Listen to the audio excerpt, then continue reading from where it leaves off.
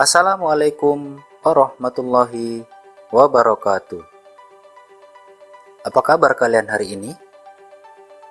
Semoga selalu dalam keadaan sehat ya, dan tetap semangat. Di video kali ini, kita akan membahas mengenai teks berita. Pembahasan ini akan dibagi menjadi dua submateri. Yang pertama, pengertian berita. Yang kedua, struktur teks berita. Mari kita ulas satu persatu.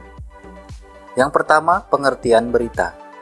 Kalian pasti sudah tidak asing lagi kan dengan istilah berita? Berita seringkali muncul di televisi, koran, radio.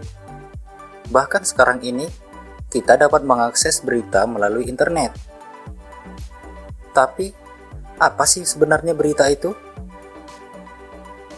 Menurut Kamus Besar Bahasa Indonesia, berita adalah cerita atau keterangan mengenai kejadian atau peristiwa yang hangat. Berita juga dapat berarti laporan atau pemberitahuan. Dapat kita simpulkan bahwa berita merupakan informasi mengenai suatu kejadian atau peristiwa yang hangat. Yang menjadi fokus perhatian dari definisi di atas adalah frasa peristiwa hangat.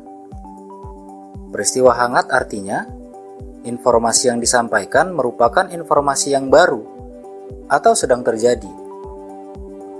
Jadi, yang diinformasikan bukanlah peristiwa yang sudah berlalu dan tidak menarik perhatian umum.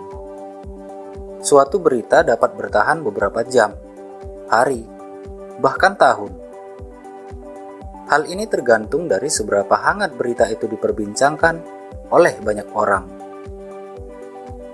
Perlu diketahui bahwa berita disampaikan berdasarkan fakta dan data yang ada, bukan sesuatu yang belum pasti kebenarannya. Nah, seperti yang kita ketahui saat ini, banyak berita beredar di sekitar kita yang belum jelas kebenarannya. Berita yang belum jelas kebenarannya ini kita kenal dengan istilah hoax atau berita bohong. Jadi, sebagai siswa-siswi yang cerdas, kita tidak boleh menerima begitu saja informasi yang kita terima. Kita cari tahu dulu kebenarannya dari sumber-sumber yang ada. Tentunya, sumber yang dapat dipercaya. Yang kedua, struktur teks berita.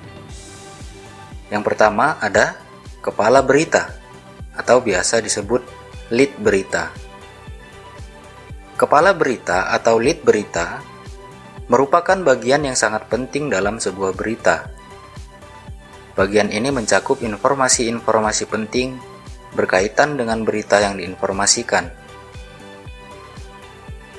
Nah, pada bagian kepala berita inilah sebagian besar unsur berita disampaikan. Masih ingat kan unsur berita? Agar lebih mudah mengingatnya, unsur-unsur berita bisa diakronimkan dengan adik Simba. Apa, di mana, kapan, siapa, mengapa, dan bagaimana, atau biasa juga dikenal dengan 5W tambah H. Yang kedua, tubuh berita. Tubuh berita juga menyampaikan hal yang penting untuk sebuah berita. Biasanya berisi atas jawaban mengapa dan bagaimana. Dalam tubuh berita disampaikan mengenai proses dan penyebab peristiwa itu terjadi. Yang ketiga, ekor berita. Ekor berita biasanya memuat hal-hal yang dianggap kurang begitu penting. Perlu diketahui bahwa sebelum berita disebarkan, berita harus singgah dulu di meja editor.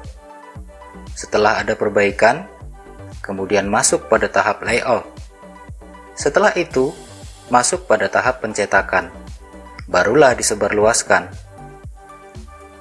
Pada berita media cetak seperti koran, penyajian berita dibatasi oleh kolom. Editor berperan penting di sini. agar berita tetap pada pokok beritanya dan sesuai dengan ketersediaan ruang penyampaiannya. Nah, kalaupun bagian ekor berita ini dihapus oleh editor, hal ini tidak berpengaruh terhadap substansi atau pokok berita yang disampaikan. Dari struktur berita ini, terbentuklah pola penyajian berita yang dikenal dengan pola penyajian piramida terbalik. Seperti ini dia polanya. Jadi, berita yang disampaikan diawali dengan hal yang umum seputar berita yang disampaikan. Kemudian, mengarah pada hal-hal yang khusus. Dapat dikatakan bahwa pola penyajian teks berita merupakan pola penyajian deduktif. Masih ingat kan pembelajaran kita sebelumnya? Bagi yang belum lihat, linknya ada di deskripsi ya. Sebelum kita akhiri, yang perlu kita ketahui adalah penyajian unsur berita apa, di mana, kapan, siapa, mengapa, dan bagaimana tidak harus disajikan secara berurutan ya. Bisa saja sebuah berita diawali dengan unsur apa atau kapan.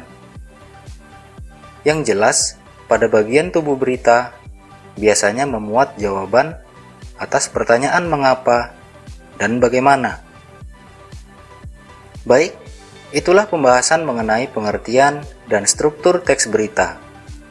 Semoga dapat dipahami ya. Sekian dulu untuk video kali ini. Semoga bermanfaat. Assalamualaikum warahmatullahi wabarakatuh.